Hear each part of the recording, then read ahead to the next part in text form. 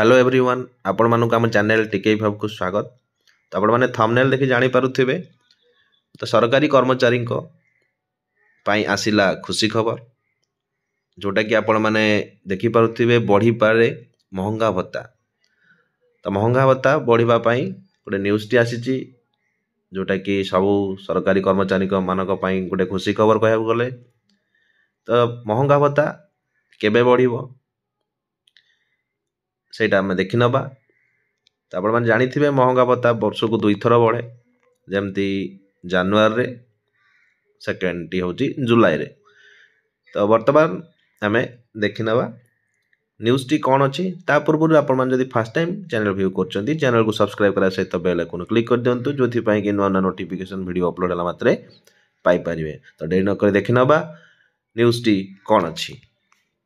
तो देखि नबा देखंतु लोकसभा निर्वाचन पूर्व बढ़िबो महंगा भत्ता ए नहीं न्यूज़ टी आसीची न्यूज़ पेपर रे।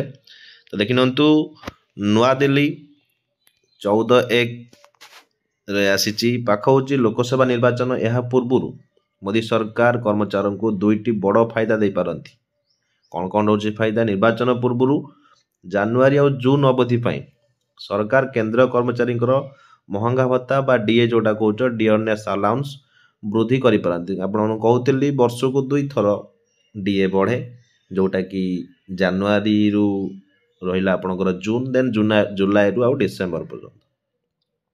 तो प्रति वर्ष केंद्र सरकार जानुआरी रु जून पर्यंत 6 मास पई कर्मचारी को बड़ उपहार दै थांती। या फल 48 लाख रु अधिक केंद्र कर्मचारी और 68 लाख पेंशनधारी उपकृत होई थांती। तबे सूचना मुताबक 2024 वर्ष जानुआरी जून अवधि पई केंद्र सरकार महंगा भत्ता रे वृद्धि करि पारंती। आसंता वर्ष एप्रिल मे मास पर्यंत लोकसभा निर्वाचन हेबाकू जाउछि। तो या पूर्व ए परिस्थिति रे केंद्र सरकार कर्मचारी डीए वृद्धि को एक बड़ निष्पत्ति नहीं पारंती जोटा कि आपण माने देखुचंती। तबे केंद्र सरकार नुआ वर्ष आरंभ लक्ष लक्ष कर्मचारी को यह खुशी खबर दे पारे।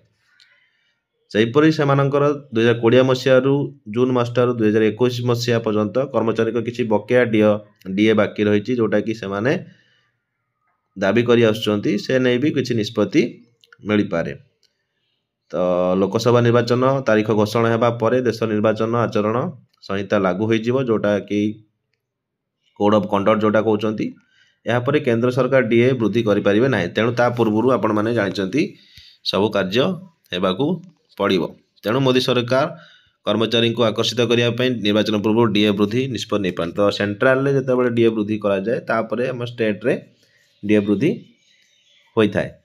तो आपण माने भी डीए वृद्धि को नहीं रहबा आवश्यक काहेकि ना आपण मानकर भी डीए बढ़िबो जेमथि हेले। तो वीडियो टी को शेयर करंतु समस्त इन्फॉर्मेशन पाई परियो जेमथि आज पैति की धन्यवाद।